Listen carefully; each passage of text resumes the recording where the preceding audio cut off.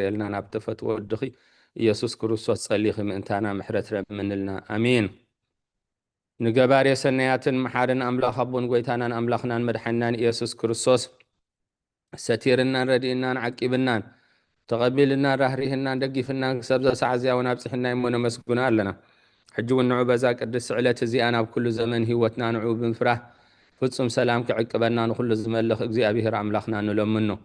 وقويتانا እግዚአብሔር كل تملخ ابون قويتانا املاخنا مدحنا يسوس كروسوس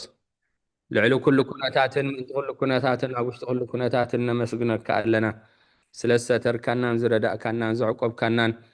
نبهاون سلسة قبل كنا سلسة رهره كنا دقف كنا كسبز عزيام سلسة بصح كنا مسجنا كألنا ومفكر سب كابت سنيات كان حتى تنلمننا لنا أبزاك قدس علة زيانا بكل زمن هوتنا نعخاب من فرح بفتصم سلامكم فتصم هبنا كل قناعات كل فتنا كل قبر سيطان مخروف السبعة حبون جهدون زخنا من العل سلان أو قويتا خابا يرحق كاب كل حزب خان كاب زق قدوس بيت كان كاب زور يعزز لنا يبوتان أرحق كل سنيات زدل نجرن عدلنا مخنيات نصها خاتمنا عن قربيتن كل حال سلان كرجل ستان ذهب كنا كاب كل خفاعد حنا ننبل حنا نبرنا فتنا يتأتونا بتحد ودها قويتانا أملاخنا مدحنا يسوس كروسوس من تفقر سبيل بز قبرات أجان محرة المساخة معرم الزخنة وهب هيوت منفس قدسن كبرن جرمان وداسين أملخون لو من كل سعن نزل ألمنات كأن عخا يخون آمين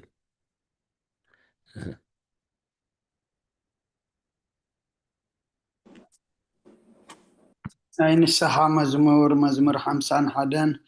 وأملاك كم سالخا محرني خم تعبير رايخ أبساي دمسس كاب أبساي أصبيك حسبني كاب حتيتوين أصريني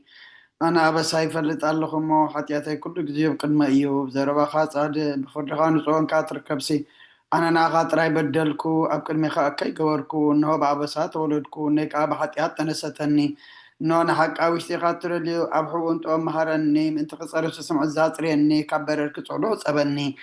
بتنزغت قد كاين عصمت حقوساس بهتان حقوسين أسمعني قد كاب حتياتي كولون بزل أبساي وندمسسو وأملاخ صوري لب فطر الله يصنو منفس كاوشتي حدث كاب قد كاي دربيني قدس منفس كاوناي تقدفني حقوس مدحان كامل سلي بفقالنيا منفسون دقفني مقدخان مفرس غمرم إيه حتى أنا وغاكم لسو إيه وأملاخ مدحاني كاودا دمان نقفني لساني صدق هالي الكتب للو إيه ويثاي أفاي مسكانا خنا قرس خنا فريق فت مسوات بياب لك كان انت زي كونس مقرب كل كان ري المسوات مرا رايت بغوني خاما مسوات أملاخ سور منفسي وأملاخ نصبرن كنت كتل لبايت ونعوني خا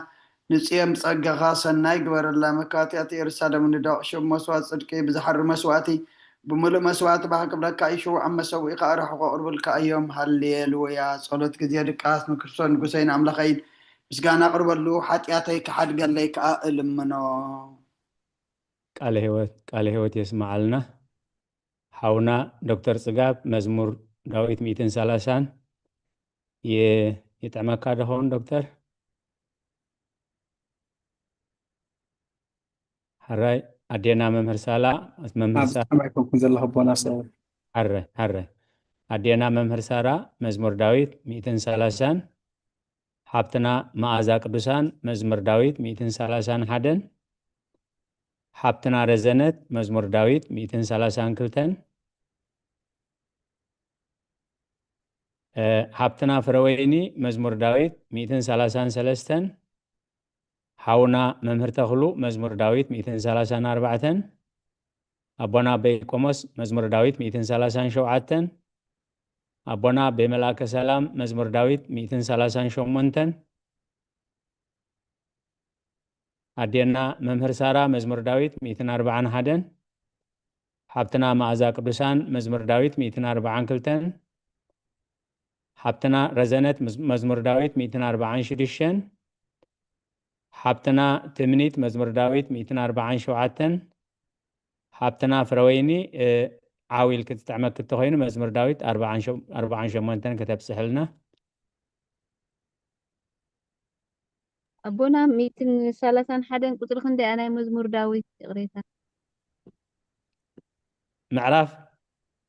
لا مزمور داويت 130 حدا بملئتها معرف وكذا حدا خبتت فروينا حبتنا تعمل كده هو بمركز تعملني هراي مزمور داويت 248 عاول كتب سحلنا فروينا هراي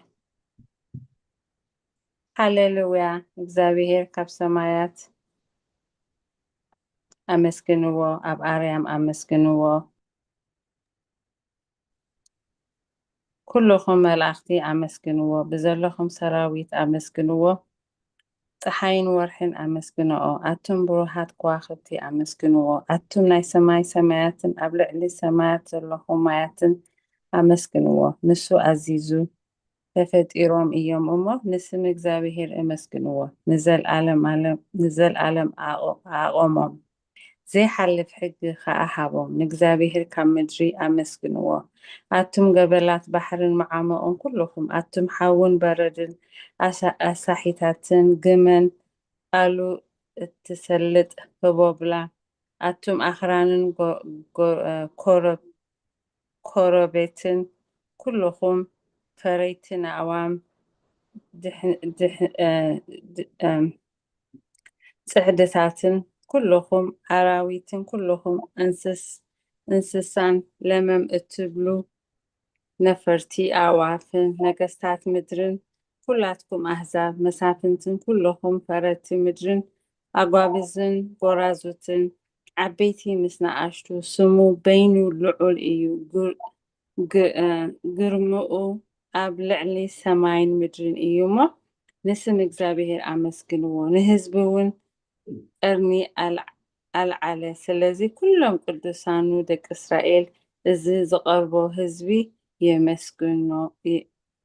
የመስግኖ ኣሎ ሃሌሉያ ሃሌሉያ አሜን ቴንክ ዩ ቃል ህይወት ይስማዕልና አሜን ሁላህና ይስማ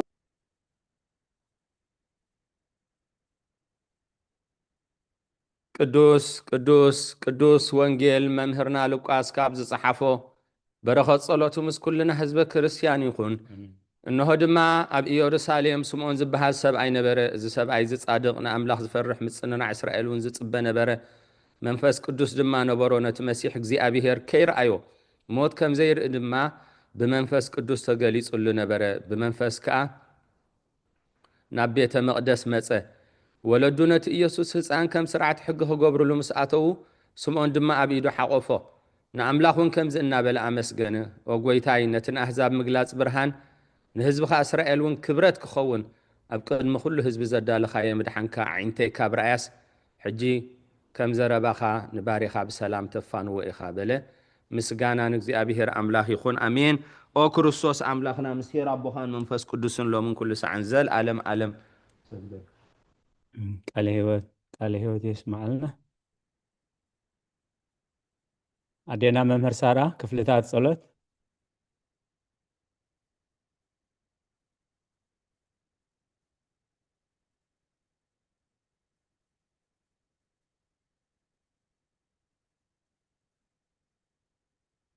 ميتي خنزل لخن ممر سارة كفل تعال صلوات إنه بكرم أتقنع فرادي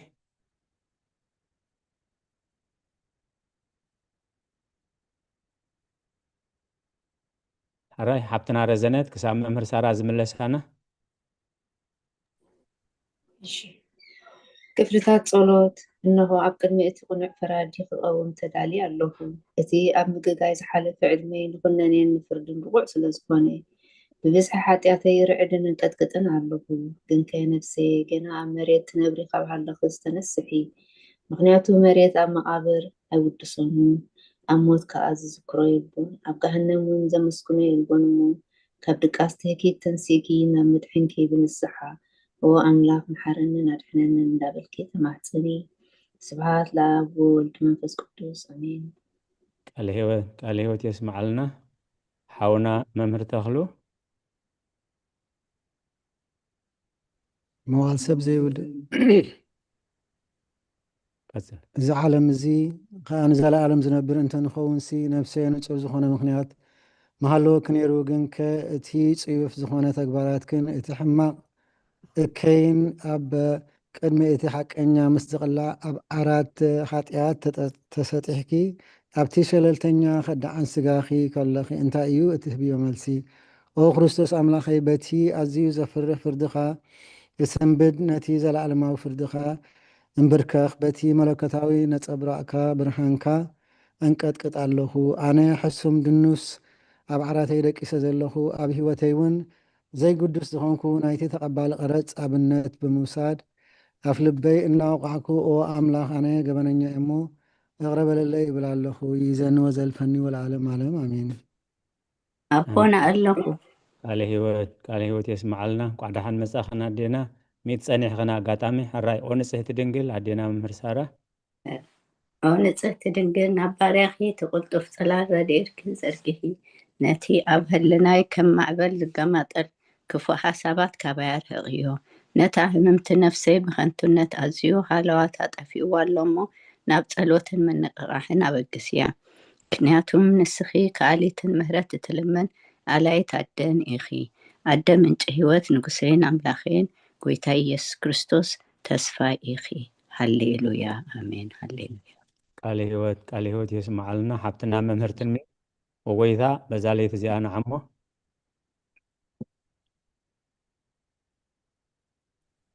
እሺ ጎይታ በዛ ለይቲ እዚኣ ንዓሞ ብዘይ ሓጢኣት ክንሓድር ሓልወና ኣምላኽ ኣቦታትና ንስኻ ብሩኽ ኢኻ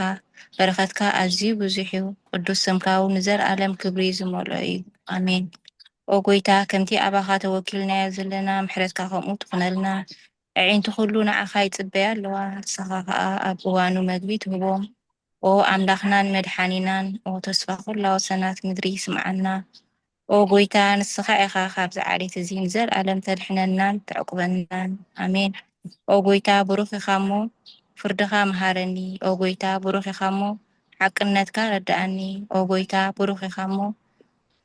ክብርኻ ብርሃለይ ጎይታ ምሕረትካ ንዘለኣለም ይነብር ጎይታ ንዓይትን ተግባር ኢድካ ካብ ወለዶ ናብ ወለዶ መዕቆብየይ ስለ ዝኾንካ ኣይትንጸገኒ ጎይታይ ንዓኻ በዲለ እሞ መሓረንን ንነብሰይ ኣድሕናን እናበልኩ ጽሊ ኣለኹ ጎይታይ ኣባኻ ተወኪለ ኣለኹ እሞ ኣድሕነኒ ፍቓድካ ክገብር ከዓ መሃረኒ ንስኻ ኣምላኸይ ፈልፋሊ ህይወት ኢኻ ብብርሃንካ ድማ ኢና ብርሃን እንርኢ ምሕረትካ ናብቶም ዝፈልጡኻ ክብርኻ ከዓ ናብ ቁኑዓት ልቢ ትምጻእ ጸጋን በረኸትን ምስጋናን ብሓቂ ናትካ እዩ ቅድሚ ዓለም ዝነበርካ ንዘለኣለም እትነብር ዘለኻን ኣቦን ወድን መንፈስ ቅዱስን ንዓኻ ምስጋና ውዳሴን ግርማን ይግባእ ሎምን ኩሉ ሰዓን ንዘለኣለም ኣሜን። ቃለ ህይወት የስማዓልና ቀጽልያ ልዑል ጎይታ ሓብትና ልዑል ጎይታ በኣኻ ምእማንን ስምካ ምዝማርን ሰናይ እሞ ምሕረትካ ኣብ ፀጽባሕ ሓቅነትካ ድማ ለይቲ ዘንቱ ኣሜን። ቃለ ህይወት የስማዓልና ሓብትና መዓዛ ቅዱሳን ውዳሴ ስሉስ ቅዱስ ካብ ስክሪን ዲ ከንብባ መዝሙር ዳዊት ሕሽ ሕራይ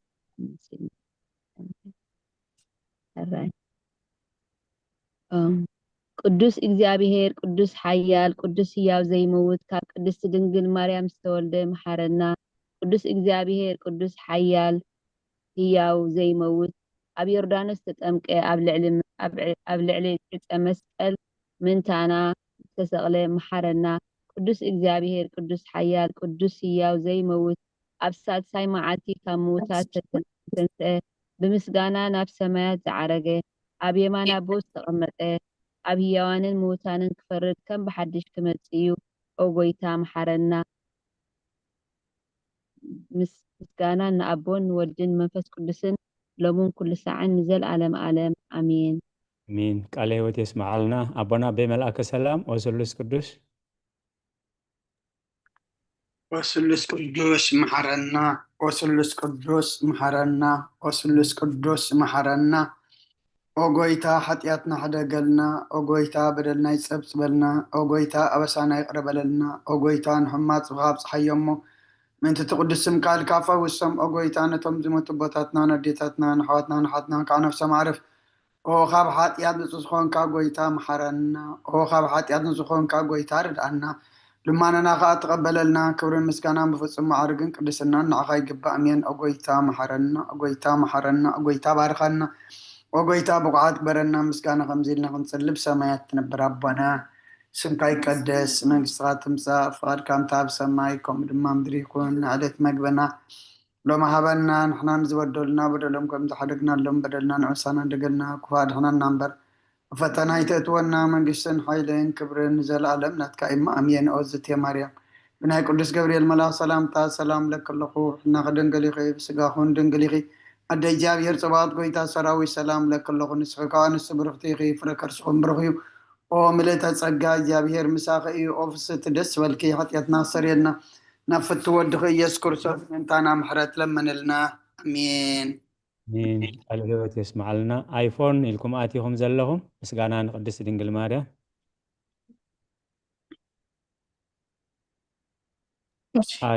سنيتي كمل لكم حريت النايت حابتي سالك زاوير مشكلة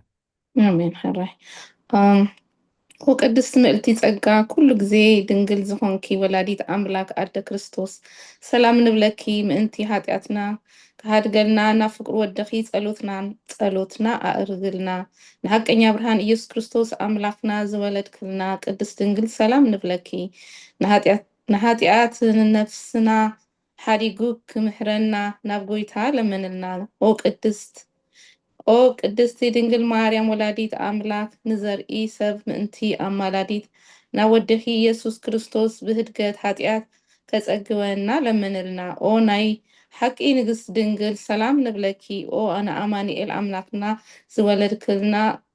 ኩርዓት ዘርእና ሰላምታ ነቕበልኪ ኦ ድንግል ብጎይታና ኢየሱስ ክርስቶስ ተኣመነን ኣማላዲትን ኃጢአትና ምእንቲ ከሃድገልና